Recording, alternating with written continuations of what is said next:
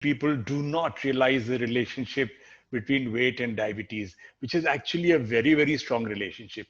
It's like as our weight goes up, our risk for diabetes goes up.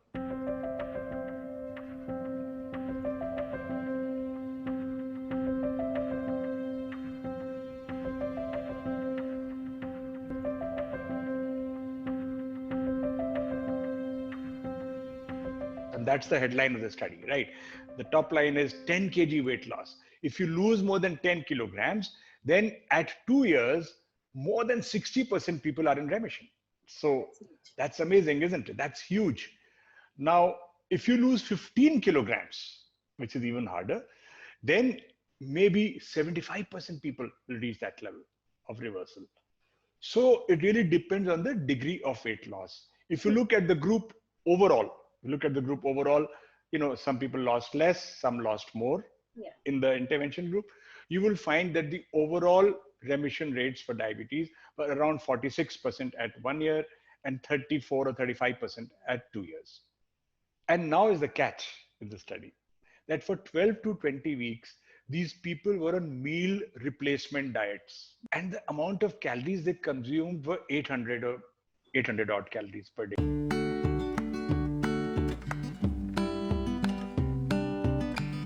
If you take people who are clearly obese, severely obese, maybe above 35 or 40 BMI, their risk of diabetes as compared to someone whose say BMI is below 22 is 80 times. 80 times. Okay. So we do think that 80 to 85% of the type 2 diabetes, which is the common garden variety of diabetes that we all see, will actually disappear if people were not obese and everyone was in an ideal world and an ideal body weight. Indians have a different central obesity. And for Indians, we get metabolic impact of obesity, including diabetes, at a lower body mass index. So it does not mean that we may not be overtly obese by Western criteria, but we do have a higher fat proportion, and often it's centered around our tummy. So that's the bad fat. And therefore, in Indians also, weight, especially central weight, is a very important predictor of diabetes.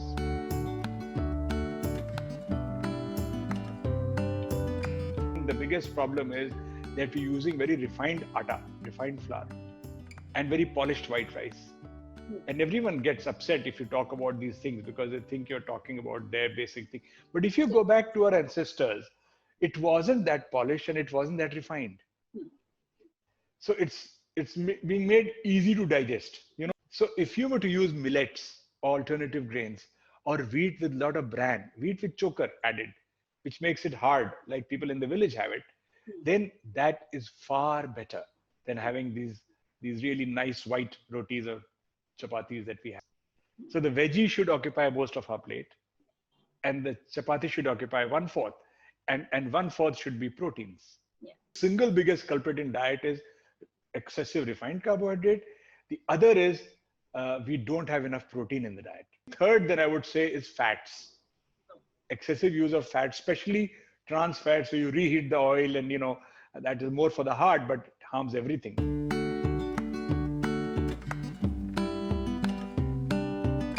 If you're sitting in a lockdown period and you're working non-stop on the computer, or you're on non-stop Zoom meetings or something like that, it is incredibly important for you to get up every 25 minutes or so.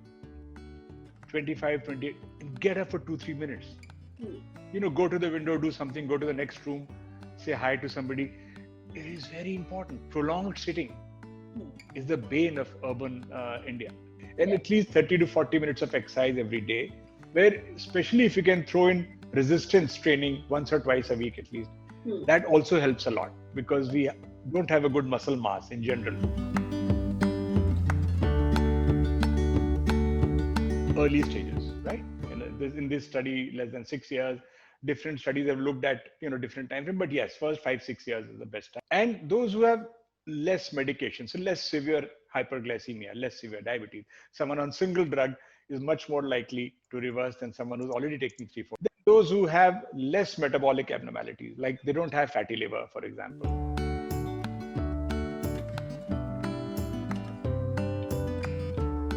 just gone up so much that in metros like Delhi or Bombay or Chennai, you may have at the age of 40, let's say 40 is you may have about 20% people already having diabetes, 18%, 20. That is a huge number. And by the time you reach 60, 35 to 40% may have diabetes, maybe even more. So the numbers in systematically done studies have exploded.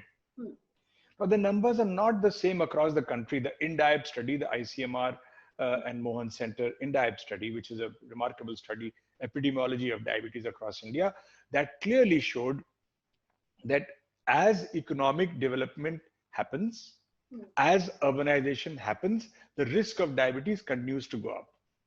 In parts of India, which are still economically backward, more rural, you find less diabetes than in other parts, which are sort of more urban and more easy access to fast food and everyone's ordering food and that kind of thing.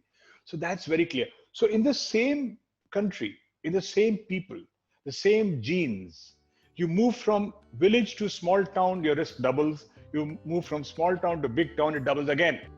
So it's really to do with our diet and with our lack of exercise and possibly stress levels also. Stress levels, lack of sleep, long commutes, that also aggravates the risk of diabetes and heart disease.